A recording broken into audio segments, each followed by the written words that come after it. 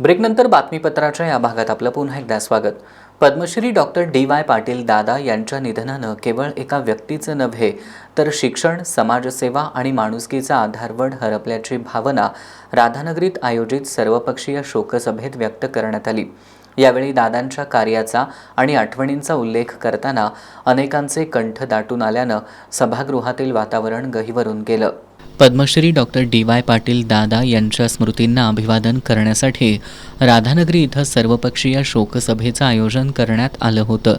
दादांनी शिक्षणाची दारं सर्वसामान्यांसाठी खुली केली। या भावनेतून उपस्थितांनी त्यांच्या कार्याला आदरांजली वाहिली। ग्रामीण भागातील मुलांच्या हातात शिक्षणाची मशाल देत हजारो कुटुंबांचं जीवन बदलण्याचं काम डॉक्टर डी.वाय. पाटील यांनी केलं। त्यांच्या विविध शैक्षणिक, सामाजिक आणि औद्योगिक उपक्रमांमुळे सुमारे 26,000 लोकांना प्रत्यक्ष आणि लाखो लोकांना अप्रत्यक्ष रोजगाराची संधी मिळाल्याचं सांगण्यात आलं।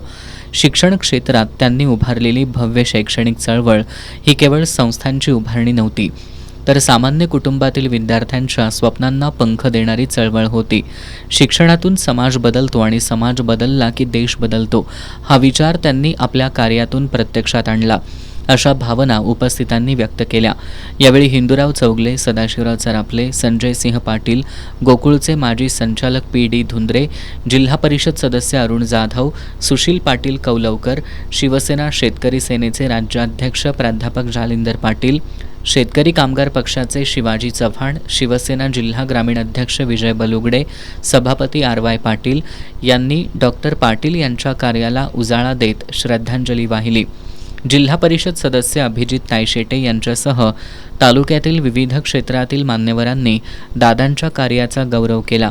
तायशेटे यांनी पद्मश्री डॉक्टर डी.वाय. पाटील यांनी शिक्षणात मोठं काम केल्यानं उच्च आणि व्यावसायिक शिक्षण सर्वसामान्यांच्या आवाक्यात आलं, तसंच त्यांनी आपलं जीवन राजकारण, समाजकारण, कौटुंबिक सौहार्दता जपल्यानं त्यांची पुढील पिढीही समाजकारणात सक्रिय असल्याचं सांगितलं। ज्यावेळी 2012 मध्ये मी जिल्हा परिषद सदस्य झालो आणि त्यानंतर जो पहिला आमचा राजर्षी शाहू जिल्हा परिषद पुरस्कार जो मला मिळाला तो आदरणीय दादांच्या हस्ते ज्यावेळी राज्यपाल होते त्यांच्या हस्ते जिल्हा परिषद तो कार्यक्रम होता।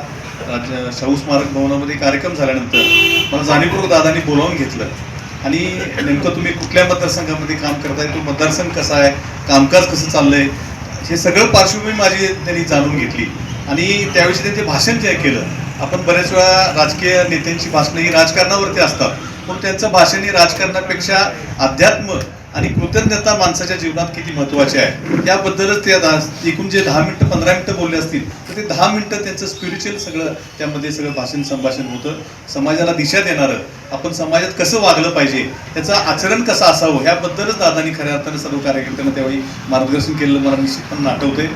त्यांनी त्यांचं सर्व हे कर्तृत्ववान जे काही नेतृत्व घडलं आणि त्यांनी जे काम उभा केलं, बऱ्याच वेळा असं आपण बघतोय की एखाद्या माणसाला यश मिळालं तर ते यश टिकवणं खूप खऱ्या अर्थानं त्रासदायक होतंय, परंतु त्यांच्या बाबतीत तसं त्यांनी अजिबात होऊ दिलं नाही।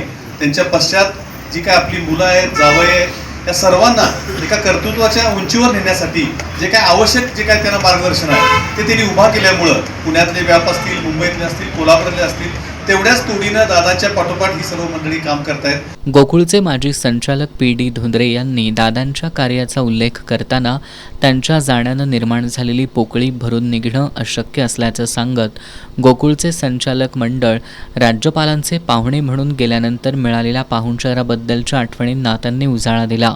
गोकुळला मी संचालक असताना एका कार्यक्रमाला राज्यपाल झाल्यानंतर 13ला आम्ही डी.वाय. दादांना गोकुळच्या एका कार्यक्रमाला बोलवलं। सगळे आम्ही बसलो आणि आम्हाला बसल्या ते चहा पाणी घेताना काय म्हणले, अरे पोरांनो मी आता त्रिपुराला आहे, या की तिकडे 1-2 दिवस या की तिकडे। आम्ही 10-12 जण 13 साली आम्ही कॉन्फरन्स आमची कलकत्त्याला होती देशाची आणि त्यानिमित्ताने तिथे गेलो आणि तिथं विमानानं पश्चिम बंगाल आणि बांगलादेशवरून विमानानं पलीकडे गेलो। आम्ही राज्यपालांचं पाहुणं, आमचा रुबाब काय, 3 गाड्या आम्हाला आणि तिथे फिरायला 3 दिवस राहिलो।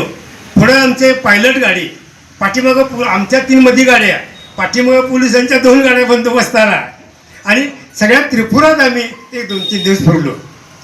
राज्यपालांचं पाहुणं आम्ही तिथं आम्हाला तसे रेस्ट हाऊस चांगलं दिलं, त्यांच्या बंगल्यात आम्हाला 2-3 चौघांना जागा दिली। आणि पुन्हा लगेच त्याला जोडून होतं तिथं आम्हाला 4 खोल्या दिल्या आहे. त्यांचं पाहुणं म्हणून आम्ही तिकडे गेलो, त्याने आम्हाला प्रेमानं बोलवलं. मग शोकसभेत दादांच्या आठवणी सांगताना अनेक मान्यवरांचे डोळे पाणावले.